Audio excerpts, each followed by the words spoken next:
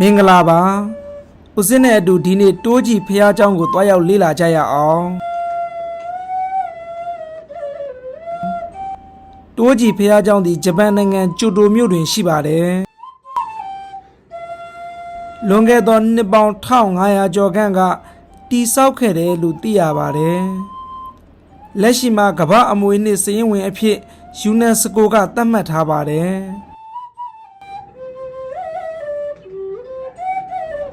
တိုးကြီးဖះเจ้าသည်ရှင်ကွန်းဗုဒ္ဓဘာသာ၏အဓိကကျောင်းတော်တစ်ခုဖြစ်ပါတယ်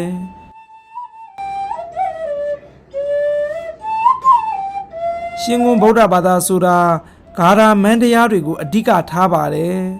နောက်သူတို့ရဲ့ကျင့်စဉ်တွေကိုလည်းအပြင်လူတွေကိုပြောပြဟောပြလေမရှိပါဘူး